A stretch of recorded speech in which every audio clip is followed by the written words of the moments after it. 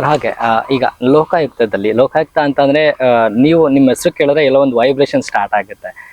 ಸಾಹೇಬ್ರು ಇದ್ದಾರೆ, ಸರ್ ಇದ್ದಾರೆ ಅಂದ್ರೆ ಏನೇ ಮಾಡ್ತಿರೋರು ಅಲ್ಲಲ್ಲಿ ಸ್ಟಾಪ್ ಆಗಿಬಿಡ್ತಾರೆ. ಸೊ ಅದೊಂದು ಇವತ್ತಿನ ಜರ್ನಿ ಅಲ್ಲ, ಆಕ್ಚುಲಿ ಈ ಜರ್ನಿನ ನೀವು ಲೈಕ್ ಇಟ್ಸ್ ಬೀನ್ ಡಿಕೆಟ್ಸ್ ಆಕ್ಚುಲಿ. ಸಾಕಷ್ಟು ವರ್ಷಗಳಿಂದ ನೀವು ಪಡ್ಕೊಂಡು ಬಂದಿರೋಂಥ ಹೆಸರು ಆಗಿರ್ಬೋದು. ಬಿಕಾಸ್ ಈ ಸ್ಥಾನದಲ್ಲಿ ಇದ್ದೀರಾ ಅಂತಂದ್ರೆ ಅವಾಗಲೇ ನಾವು ಹೇಳಿದ್ವಿ ಕನ್ನಡಿ ಅಂತ.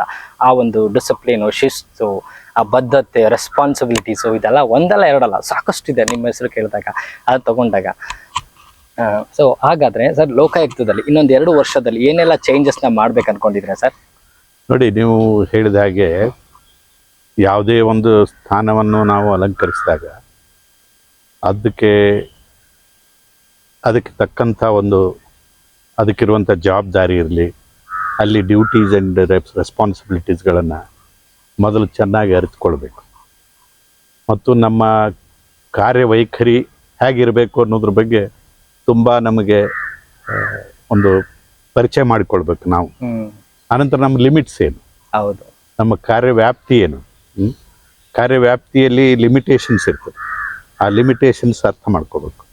ಅದನ್ನು ಮಾಡಿಕೊಂಡು ಎಲ್ಲಿ ನಾವು ಯಾವ ಕಡೆ ಹೆಜ್ಜೆ ಇಡಬೇಕು, ಯಾವುದಕ್ಕೆ ಪ್ರಯಾರಿಟಿ ಕೊಡಬೇಕು, ನಮ್ಮ ಕೆಲಸಗಳನ್ನು ಪ್ರಯಾರಿಟೈಸ್ ಮಾಡ್ಕೋಬೇಕು.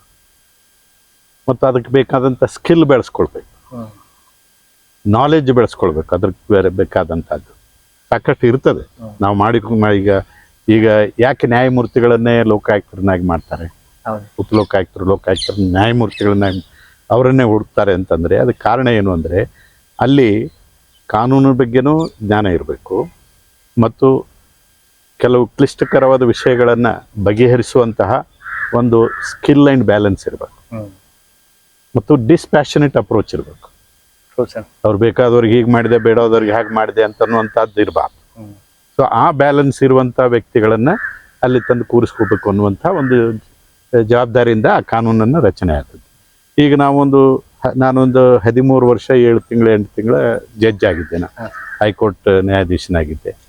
ಆ ಪೀರಿಯಡ್ನಲ್ಲಿ ನಾವು ಈ ಜುಡಿಷಿಯಲ್ ಸ್ಕಿಲ್ಲನ್ನು ಬೆಳೆಸ್ಕೊಂಡಿರ್ತೀವಿ. Sense of impartiality, dispassionate approach, emotional balance, equanimity ಅಂತೀವಲ್ಲ, ಅದನ್ನೆಲ್ಲ ನಾವು ಮೇಂಟೈನ್ ಮಾಡ್ಕೊಂಡಿರ್ತೀವಿ. ಅದರಲ್ಲಿ ನಾವು ಪರಿಣಿತರಾಗಿರ್ತೀವಿ. ಸ್ಕಿಲ್ ಬೆಳೆದಿರ್ತದೆ. ವರ್ಷಾನುಗಟ್ಟಲೆ ಕೇಸ್ಗಳನ್ನು ಡಿಸೈಡ್ ಮಾಡಿ ಅದೇ ದೊಡ್ಡ ಆಸ್ತಿ ನಮಗೆ. ಸೊ ಆ ಒಂದು ಅದರ ಸಹಾಯದಿಂದ ನಾವು ಈಗ ಮಾಡುವಂಥ ಕೆಲಸಗಳಲ್ಲಿ ಅದು ತುಂಬ ಸಹಾಯಕ ಆಗ್ತದೆ. ಸೊ ಕೆಲಸದನ್ನ ನಿಷ್ಪಕ್ಷಪಾತವಾಗಿ ಮತ್ತು ಒಂದು ಜವಾಬ್ದಾರಿಯುತವಾಗಿ, ನ್ಯಾಯಯುತವಾಗಿ ಅದು ನಿರ್ವಹಿಸಲಿಕ್ಕೆ ಅದು ಸಹಾಯ ಆಗ್ತದೆ. ಸರ್, ಕರ್ನಾಟಕನ ಲಂಚ ಮುಕ್ತ ಕರ್ನಾಟಕ ಥರ ಮಾಡಲಿಕ್ಕೆ ಈಗ ನೋಡಿ, ಇದು ಲಂಚ ಅನ್ನುವಂಥದ್ದು ಬೇರೆ ಬೇರೆ ರೂಪದಲ್ಲಿ ನಮ್ಮಲ್ಲಿ ತಾಂಡವಾಡ್ತಾ ಇದೆ ಈಗ. ಸೊ ಈಗ ಬರೀ ದುಡ್ಡು ತೊಗೊಂಡು ಕೆಲಸ ಮಾಡೋದಷ್ಟೇ ಕರಪ್ಷನ್ ಅನ್ನೋದಿಲ್ಲ. ಕರಪ್ಟ್ ಮೈಂಡ್, ಕರಪ್ಟ್ ವಿಧಾನಗಳು ಹಲವಾರು ಇದ್ದಾವೆ. ಅವೆಲ್ಲವುಗಳನ್ನು ಎದುರಿಸಬೇಕಾದಂಥದ್ದು ಇರೋದು ನಮ್ಮ ಮುಂದೆ ಚಾಲೆಂಜ್. ಅದು the primary challenge before Lokayukta institution is to fight against corruption. Corruption ಅಂದರೆ ಅದರಲ್ಲಿ ಕರಪ್ಷನ್, ಫೇವರಿಟಿಸಮ್, ನೆಪೋಟಿಸಮ್ ಎಲ್ಲ ಬರುತ್ತೆ. ನೀವು ಮುಂಚೆ ಹೇಳಿದ್ರಿ ಮೈಂಡ್ ಅಲ್ಲೇ ಕರಪ್ಟ್ ಇತ್ತಂದ್ರೆ, ಮೈಂಡ್ ಕರಪ್ಟ್ ಆಗಿ ಹೋಗ್ಬಿಟ್ಟಿದೆ. ಏನಾಗ್ಬಿಟ್ಟಿದೆ ಅಂದರೆ, ನಾನೆಲ್ಲ ವಿದ್ಯಾರ್ಥಿಗಳ ಜೊತೆ ಸಂವಾದ ಮಾಡುವಾಗ ಎಲ್ಲರೂ ನನ್ನ ಕರೆದಿರ್ತಾರೆ. ಅವಾಗ ಹೇಳ್ತೀನಿ ನಾನು, ನಮ್ಮ ಥಾಟ್ ಪ್ರೊಸೆಸ್ಸು ನಾವು ಅದನ್ನು ಕಾಯ್ಕೊಳ್ಬೇಕಾಗಿದೆ.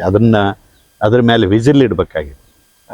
ನಮ್ಮ ಸೆಲ್ಫ್ ವಿಜಿಲ್ ಏನಂತೀವಲ್ಲ, ವಿಜಿಲೆನ್ಸ್ ಆನ್ ಅವರ್ ಸೆಲ್ಫ್, ಅದು ಭಾಳ ಮಹತ್ವವಾಗಿದೆ. ಸಮಾಜದಲ್ಲಿ ಏನಾಗ್ಬಿಟ್ಟಿದೆ, ಕೆಲಸ ಮಾಡ್ಕೊಳ್ಳೋದು ಅಂತಂದರೆ ನಾವು ಹೇಗಾದರೂ ಮಾಡಿ ಸ್ವಲ್ಪ ಅವ್ರಿಗೆ ಇವ್ರಿಗೆ ಹೇಳಿಸೋದು, ಅಥವಾ ಹೋಗಿ ದುಡ್ಡು ಕೊಡೋದು, ಕೊಟ್ಟು ಕೆಲಸ ಮಾಡಿಸ್ಕೊಂಡ್ಬಿಡೋದು ಅಂತ ಒಂದು ಇದು ಬಂದುಬಿಟ್ಟಿದೆ. ಸೊ ಹಾಗೆ ಹೇಗಾದರೂ ಮಾಡಿ ಕೆಲಸ ಮಾಡಿಕೊಳ್ಳುವಂಥದ್ದು ಪರಿಸ್ಥಿತಿ, ಮನೋವೃತ್ತಿ ಏನಿದೆಯಲ್ಲ, ಅದರಿಂದ ಜನ ಹೊರಗೆ ಬರಬೇಕು. ನಿಮಗೆ ಕೆಲಸ ಆಗಬೇಕು, ನಿಮಗೆ ಅಧಿಕಾರ ಇದೆ, ನಿಮ್ಮ ಕೆಲಸ ನೀವು ಮಾಡ್ಕೊಳ್ಳಿಕ್ಕೆ ಅಧಿಕಾರ ಇದೆ. ಖಾತೆ ಮಾಡ್ಕೊಳ್ಬೇಕು, ಖಾತೆ ಮಾಡ್ಕೊಳ್ಳಿಕ್ಕೆ ಅಧಿಕಾರ ಇದೆ. ನೀವು ರಿಜಿಸ್ಟರ್ಡ್ ಸೇಲ್ ಡೀಡ್ ಮಾಡ್ಕೊಂಡಿದ್ದೀರಿ, ನೀವು ಹೋಗಿ ಅಲ್ಲಿ ಅರ್ಜಿ ಹಾಕಿದ್ರೆ ಖಾತೆ ಮಾಡಬೇಕು ಅಲ್ವಾ?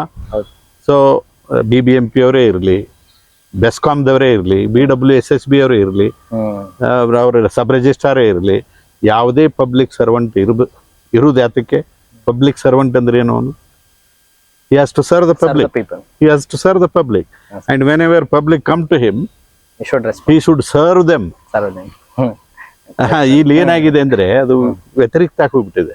ಪಬ್ಲಿಕ್ ಬರ್ತಾನೆ, ಅವನು ಕಾಯ್ತಾನೆ, ಮತ್ತೆ ನಾಳೆ ಬಾ ಅಂತಾನೆ. ಅವನಿಗೆ ಒಂದು ಗೌರವ ಕೊಡದೇನೆ ನಾವು ಏನ್ ಮಾಡ್ತೀವಿ, ಅವ್ರನ್ನ ಹೊರಗೆ ಹಾಕ್ತೀವಿ.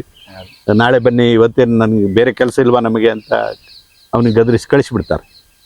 ಸೊ ಅವನು ಮತ್ತೆ ಬಂದು ಇವ್ರ ಕಡೆಯಿಂದ ಹೇಳಿಸಿ ದುಡ್ಡು ಕೊಟ್ಟು ಕೆಲಸ ಮಾಡಿಸ್ಕೋಬೇಕು ಅಂತಂದ್ರೆ ಅದು ವಿಪರ್ಯಾಸ. ಸರ್, ಈ ತರ ವಿಚಾರಗಳು ನಿಮ್ಗೆ ಪ್ರತಿದಿನ ಕೇಳ್ತಾನೆ ಇರ್ತೀರಾ ಸರ್? ಲೈಕ್ ಪ್ರತಿದಿನನೂ ಕಂಪ್ಲೇಂಟ್ ಬರ್ತಾವೆ ನೋಡಿ. ನಮ್ಮಲ್ಲಿ ಈಗ ಪ್ರೆಸೆಂಟ್ಲಿ 21,000 ಕಂಪ್ಲೇಂಟ್ ಪೆಂಡಿಂಗ್ ಇದಾವೆ. 21,000. ನಾನು ಈಗ 2.5 ವರ್ಷದ ಹಿಂದೆ ಲೋಕಾಯುಕ್ತ ಅಂತ ಅಧಿಕಾರ ಸ್ವೀಕಾರ ಮಾಡಿದಾಗ ಬರೀ ಒಂದು 9,500 ಕಂಪ್ಲೇಂಟ್ ಇದ್ದು. It becomes increase. ಈಗ ಎಷ್ಟು ಹೆಚ್ಚಾದವು ಅಂದ್ರೆ ಅವರು ನಾನು ಬಂದ ನಂತರ 23,000 ಕಂಪ್ಲೇಂಟ್ ಅಡಿಷನಲ್ ಆಯ್ತು. ಅಂದ್ರೆ 32-33,000 ಕಂಪ್ಲೇಂಟ್ ಬಂದು.